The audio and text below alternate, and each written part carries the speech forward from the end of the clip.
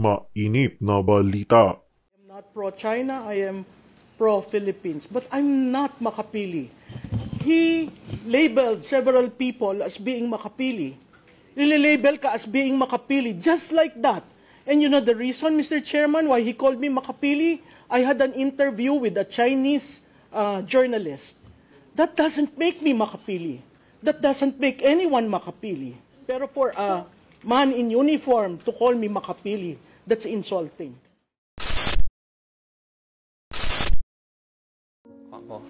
Yes, Madam Tikia. Mr. Chairman, I would just like to, with the indulgence of the Chair and the members, I also take exception to what the Commodore has labeled me as being Makapili.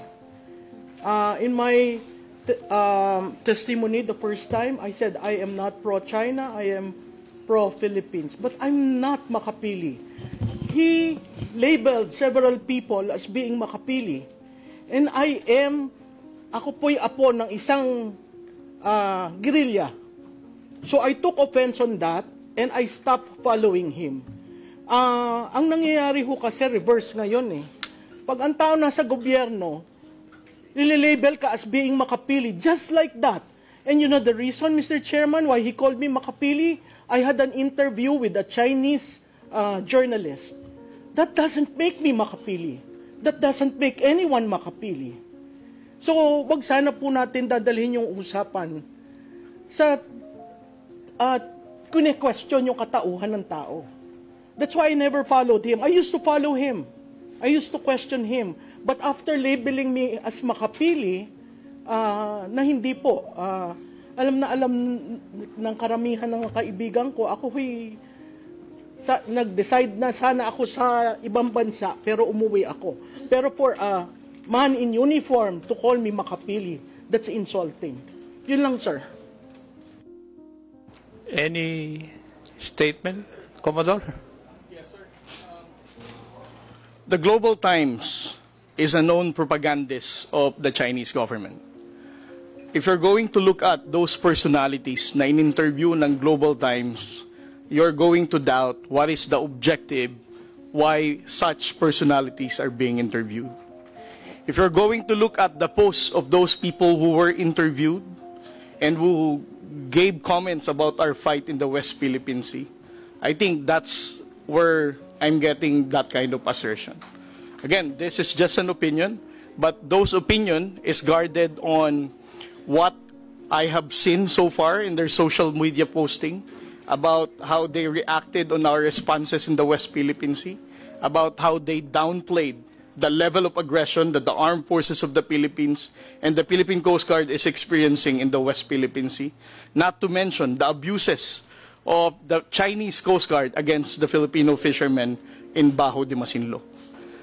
I am not labeling anybody as Makapili unless you're going to support and toe the line for our fight in the West Philippine Sea. Ang laban po natin sa West Philippine Sea requires amplification of truth and factual narrative.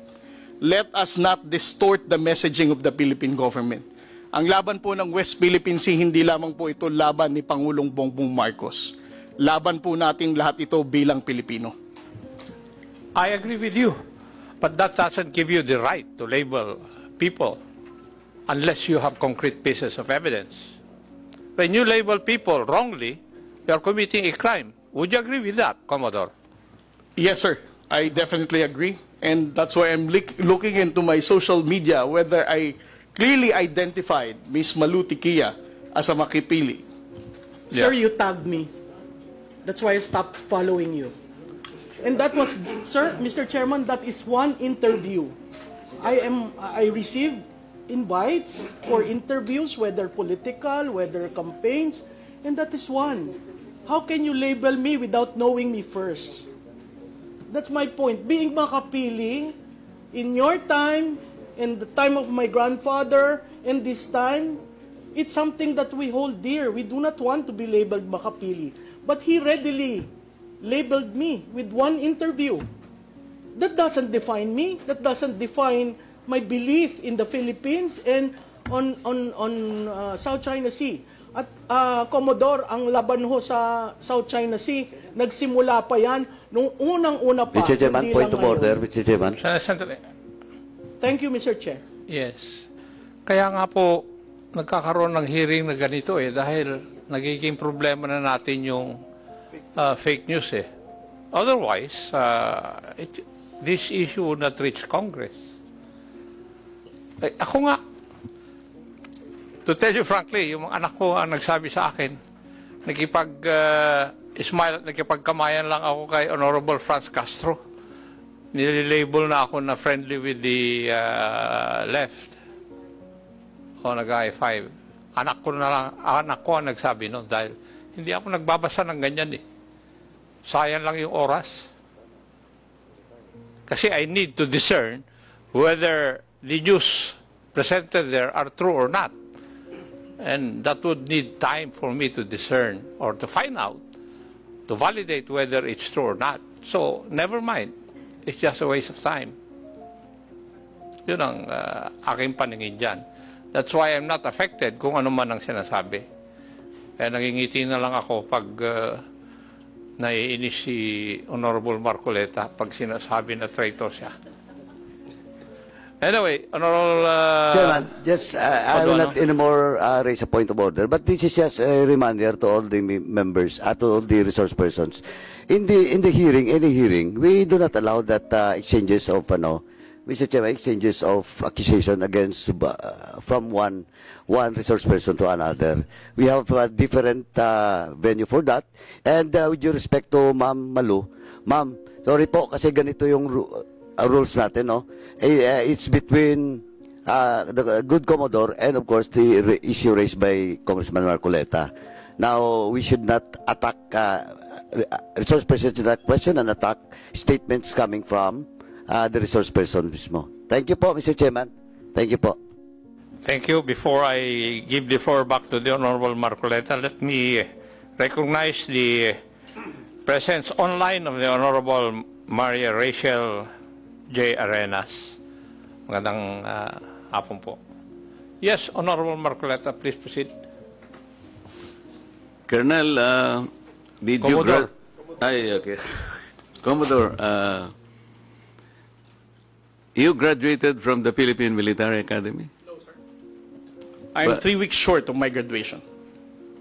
Would you like to say, or you would like to explain why you did not succeed in graduating from that great military academy? Yes, Mr. Chair. As what the chairman, General Acob, knows, we have the honor code among the Cadet Corps Armed Forces of the Philippines. I was charged of cheating with other 7 of my classmates, and it was a gentleman's agreement. If you violate the honor code, you formally file your resignation, and then you just leave, sign the clearance, and get out of the Philippine Military Academy. And that's 3 weeks before my graduation, sir. I never insisted because I respect the honor code. But did you violate the honor code? Yes, sir, we did. That's why I resigned for the good of the service. Okay, but that's not my question. We need to defend our exclusive economic zone with all our might and with all our life, because it is ours. Hindi lamang yung EEZ, merong continental shelf, territorial sea and all this. These are maritime rights, which even the UN Convention of the Law recognizes. We had an award, yung arbitral award between the Philippines and China, and the subject matter is the South China Sea. You know that, Yes, I'm sure. In that particular award, the tribunal ruled that the Scarborough Shoal is a traditional fishing ground. Yes, sir. I'm sure you studied that. Traditional fishing ground proceeds from the traditional fishing rights, or TFR, which is a private right fully recognized under public international law. Yes, sir. You agree? Traditional fishing ground. And in that award, the tribunal said, well, the Vietnamese, the Chinese, and the Filipinos can freely fish in that area because it is a traditional fishing ground. Mr. Chair, I think the good Commodore and the rest of the agency that is bound to protect our fishermen could have started along that line. Because a traditional fishing right is a private vested right. It does not concern territory. Sa aking palagay, Mr. Chair, mas magandang maging magandang simula yun. Let's talk to China. And I believe China will recognize the traditional fishing right. Because in the year 2000, I will remember that they had an agreement with Vietnam in the Gulf of Tonkin. If you will study that. Nagkaroon sila ng agreement and they divided that fishing ground among themselves.